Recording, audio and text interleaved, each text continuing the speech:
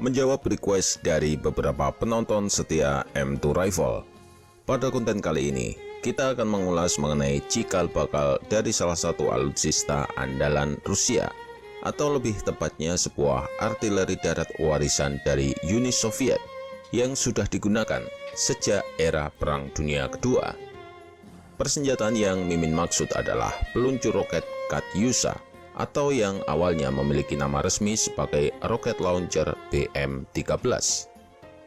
Ketika Perang Dunia Kedua, roket ini diluncurkan untuk menggempur basis-basis militer Nazi Jerman. Suara proyektil yang melesat dari mulut Katyusha juga amat menakutkan bagi Jerman, karena saat menghantam sasaran, peluru Katyusha menyebarkan serpian logam ke berbagai arah. Nama Katyusha yang disematkan pada peluncur ini pada dasarnya merupakan judul lagu yang populer di Uni Soviet ketika itu.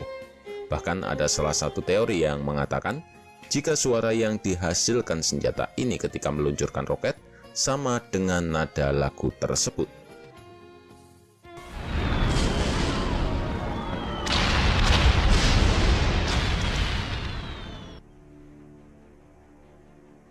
Sejarah pengembangan peluncur roket Katyusha sudah dimulai sebelum pecahnya Perang Dunia Kedua, yakni tepatnya pada bulan Juni 1938. Gagasan rancangannya didasari atas perintah langsung dari Direktorat Artileri Utama Soviet, yang kemudian memberikan wewenang pengembangan kepada Institut Riset Ilmiah Mesin Reaksi di Moskow. Mereka diminta untuk segera mendesain sebuah peluncur roket ganda untuk bisa digunakan sebagai peluncur roket pesawat tipe RS-132 secara salvo. Bersama seorang perancang roket bernama Georgy Erikovich, tim desain berhasil membangun beberapa prototipe peluncur roket. Tetapi, Menteri Pertahanan saat itu berpendapat jika prototipe seri awal tersebut masih belum memenuhi standar dari Direktorat Artileri dan terbukti masih belum stabil pada tes uji coba pertama. Melihat kekurangannya tersebut, salah satu anggota tim desain bernama Galkovsky mengusulkan untuk menambah pemasangan rel peluncur yang diatur secara longitudinal agar memberikan jalur peluncuran yang lebih baik. Selama masa pengembangan ini, pengujian peluncuran roket skala besar terjadi pada akhir tahun 1938 sampai akhir tahun 1940-an. Dengan meluncurkan kurang lebih sebanyak 233 roket secara salvo dari berbagai jenis dan ukuran. Dari serangkaian uji coba tersebut, terbukti peluncur roket ini mampu menyasar target dengan jarak yang cukup jauh, tetapi dengan hasil akurasi yang belum maksimal. 1 tahun setelah rancangan, yakni pada bulan Agustus 1939, mereka pun berhasil membangun seri pertama peluncur roket dengan nama resmi BM-13 atau singkatan dari Boyevaya Mashina, yang memiliki arti sebagai kendaraan tempur untuk mengangkut peluncur roket M-13. Sebelum Jerman menginvasi Soviet pada Juni 1941, saat itu pabrik Komintern di Voronezh sudah berhasil membangun sebanyak 40 unit peluncur roket BM-13 yang kemudian digunakan untuk menangkal serangan darat yang dilancarkan oleh Jerman. Melihat tingkat efisiensinya yang sangat tinggi, menimbulkan kekhawatiran dari pihak Soviet terkait kerahasiaan dari peluncur roket ini, sehingga memunculkan julukan atau nama baru untuk menyamarkan keberadaannya dari intelijen Jerman. Ia pun kemudian dijuluki sebagai Katyusha.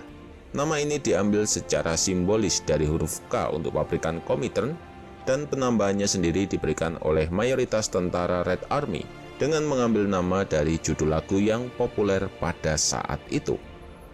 Uniknya, lagu ini juga sesuai dengan kondisi yang dialami oleh sebagian besar prajurit, di mana isinya mengisahkan tentang seorang gadis yang sangat merindukan kekasihnya karena ia sudah ditinggalkan sang kekasih untuk pergi bertugas dalam perang. Secara harfiah, kata lain dari Katyusha adalah Catherine, maka tak heran jika Tentara Merah juga menyebutnya secara singkat dengan sebutan Katy. Jika dilihat dari berbagai variannya, peluncur roket Katyusha diklasifikasikan berdasarkan kombinasi penamaan.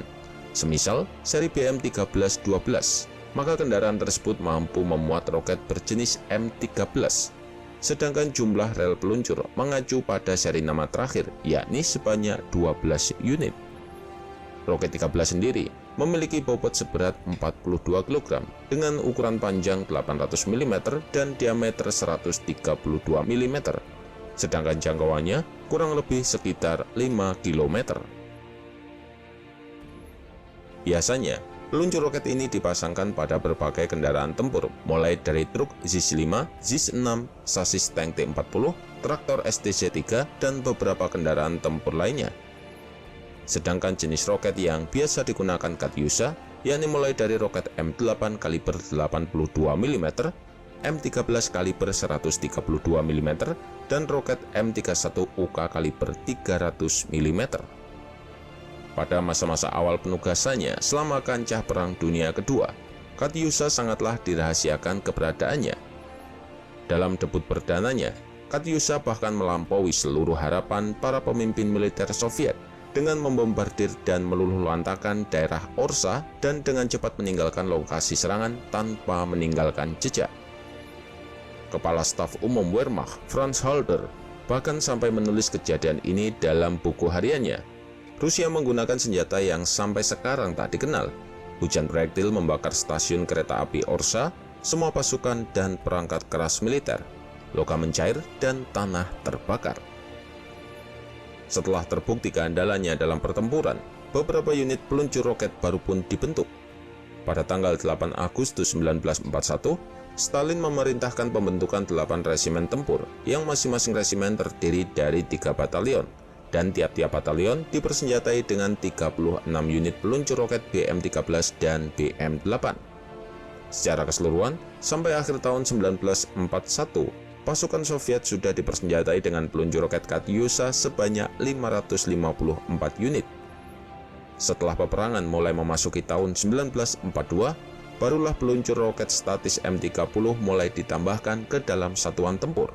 Tercatat, hingga masa-masa akhir Perang Dunia Kedua pada tahun 1945, secara total ada kurang lebih sebanyak 100.000 unit peluncur roket Katyusha yang sudah berhasil diproduksi oleh pabrikan Komintern. Merasa penasaran dengan Katyusha, pihak Jerman lalu mencoba merebut senjata tersebut. Tetapi, Jerman tak pernah berhasil meniru senjata ini, dengan alasan jika bagian yang gagal dikembangkan oleh Jerman adalah bagian bubuk khusus yang digunakan oleh rudal. Bubuk jenis ini tak meninggalkan jejak sehingga sulit untuk dilacak dan juga membuat rudal mampu terbang secara stabil dan lebih cepat.